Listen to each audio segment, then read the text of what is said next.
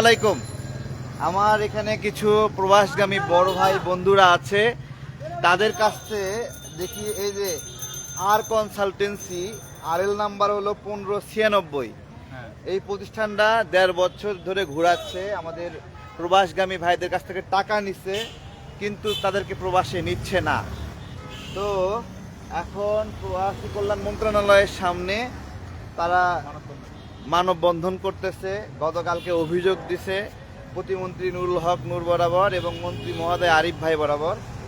তো বিষয় হলো এই যে কত মানুষের কাছ থেকে নিছে, প্রায় 300 মানুষের কাছ থেকে টাকা নিছে। এই আরএল নাম্বারটা এখনো সক্রিয় আছে। আমার প্রশ্ন হলো, প্রতারণা করছে ভালো কথা, আরএল নাম্বার সক্রিয়, বন্ধ করেন না কেন? এখনো কিভাবে সক্রিয় থাকে? এরা টাকা নিয়ে লাপাত্তা হয়েছে। তো এই যে দেখাচ্ছি আর কনসালটেন্সি লাইসেন্স নাম্বার RL 1596। মনে আসেনি একবার মুন্সিগঞ্জকে অভিযান চালাইছিলাম, মনে আছে আপনাদের? আবার অভিযান হবে। অভিযান আমি সাবধান করতেছি যে এইটা তারা টাকাটা ফেরত দিবেন, ঠিক আছে? ফেরত দিবেন, না হলে কিন্তু আপনারা ব্যবসাও করতে পারবেন না, গণপিটুনিও খাবেনি, গণপিটুনিও খাবে। তো এদের আর কি, হ্যাঁ একই তো, সব একই। ও একই না, নতুন কার্ড।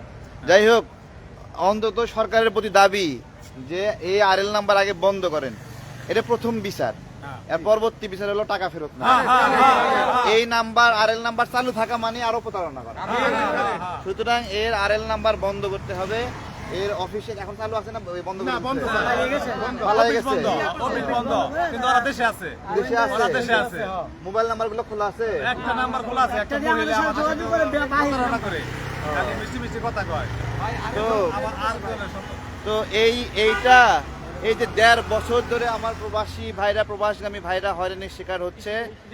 নামের একটা ম্যাডাম আমাদের সঙ্গে প্রতারণামূলক কথা বলে, কিন্তু আমাদের কোনো একটু বলেন কি পুরো বিষয়টা আপনারা একটু বলেন। বিষয়টা হলো যে আমাদের গত 1.5 বছর আগে সবার কাছ থেকে 12 লাখ, 11 লাখ, 8 লাখ, 6 লাখ এইভাবে 300 লোকের কাছ থেকে টাকা নিছে।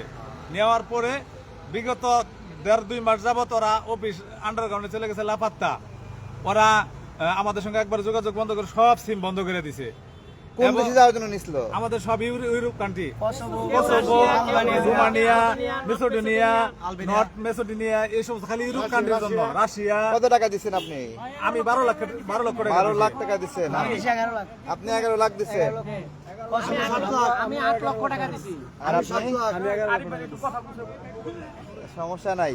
তো অনেকে কথা বলতে একটু বিব্রত হচ্ছে। তো আমার 14 লাখ দিচ্ছে। আচ্ছা, দেখতে পাচ্ছেন যে এই সব ভাইরা প্রবাসী কল্যাণ মন্ত্রণালয়ে অভিযোগ দিয়েছে। এগুলোর কিছু নিয়ম আছে। যদি কোনো প্রতিষ্ঠান এই ধরনের জালিয়াতি করে, প্রথমত তার আরএল নাম্বারটা কারায় নেওয়া হয়, তার লাইসেন্স কেড়ে নেওয়া হয়, যাতে নতুন করে প্রতারণা করতে না পারে। দ্বিতীয়ত হলো এই লোকগুলোকে গ্রেপ্তার করতে হবে এবং এই যে সব ডকুমেন্টস আছে এখানে, সরকার দায়িত্বশীল যারা আছেন, ঠিক আছে, হ্যাঁ, এই যে একটা অভিযোগ দিচ্ছে, এই অভিযোগ যেন আকাশের ঠিকানা চিঠি লেখা না হয়, তাই না?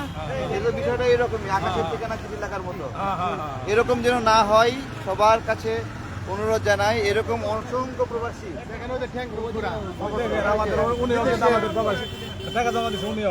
আপনি কত দিচ্ছেন? 10,20,000 দিচ্ছেন। এই যে বুঝছে অ্যাক্সিডেন্ট হয়েছে। আচ্ছা, 2 বছর ধরে ঘুরতে ঘুরতে যে অ্যাক্সিডেন্ট হয়েছে, দেখেন ঘুরতে ঘুরতে এই টাকার পেছনে ঘুরতে ঘুরতে অ্যাক্সিডেন্ট হয়েছে। বুঝছি টাকার পেছনে ঘুরতে ঘুরতে অ্যাক্সিডেন্ট হয়ে গেছে। এটা অ্যাক্সিডেন্টটা পুরোপুরি দেখা যায়, পাটা একেবারে হয়ে গেছে। না, দেখছি। তো আমি মাননীয় প্রধানমন্ত্রীর দৃষ্টি আকর্ষণ করছি, আমাদের প্রবাসী কল্যাণের উপদেষ্টা মাহাদি আমিন ভাই দৃষ্টি আকর্ষণ করছি। আমরা আমাদের টাকা ফেরত চাই, ফেরত চাই। অবৈধ এজেন্সি বন্ধ করুক। দেখেন, আর যেন কেউ এভাবে প্রতারিত না হয়। আমি প্রথমত, যেহেতু এটা প্রবাসীদের সমস্যা, প্রবাসী কল্যাণ উপদেষ্টা মাহাদি আমিন ভাই দৃষ্টি আকর্ষণ করছি, আমাদের আরিফ ভাই মন্ত্রী মহোদয় দৃষ্টি আকর্ষণ করছি, বিপিনুর ভাই আপনার দৃষ্টি আকর্ষণ করছি। এবং যেহেতু এটা একটা ক্রিমিনাল অফেন্স, লাপাত্তা হয়ে গেছে, স্বরাষ্ট্রমন্ত্রী মহোদয়ের দৃষ্টি আকর্ষণ করছি যে এই অপরাধী যারা, এই যে আরএল নাম্বারটা বললাম, আরএল নাম্বারটা আবার বলি, এই যে 94 আর কনসালটেন্সি, এদের বিরুদ্ধে ব্যবস্থা গ্রহণ করার জন্য ব্যবস্থা হোক। এবং এর মালিক টালিক যারা আছে সবার ছবিগুলো আমি সংগ্রহ করছি, ফেসবুকে আবার পোস্ট হবে ইনশাল্লাহ। আমরা এটা ফলো আপ করবো ইনশাল্লাহ।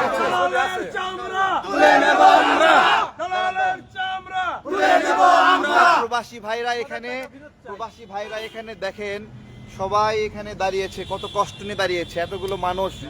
হ্যাঁ, আপনারা 300 জনের মতো ক্ষতিগ্রস্ত, 300 জনের মতো। এবং আমার মাঝে মাঝে মনে হয় যে কিছু কিছু বিল্ডিং পুরোটাই ম্যান পাওয়ারের ব্যবসাতে, অফিস দিয়ে ভরা, ঠিক আছে, মনে হয় এটা ভেঙে পড়বো, ও মানুষের অভিশাপে ভেঙে পড়বো, ঠিক আছে। তো এই যে প্রবাসী কল্যাণ ভবন, এই বিল্ডিংও যদি ন্যায় বিচার না দেয়, এই বিল্ডিংও কিন্তু ভেঙে পড়বো মানুষের অভিশাপে। আমরা ন্যায় বিচার চাই আমাদের প্রবাসী ভাইদের জন্য। এবং এই আর কনসালটেন্সি 1596 এই লাইসেন্স আগে বন্ধ করতে হবে, তারপরে এদের গ্রেপ্তার করতে হবে, বিচার করতে হবে। সব দালালের ছবি আমরা পোস্ট করে দেবো ইনশাল্লাহ। ভালো থাকবেন, আসসালামু আলাইকুম।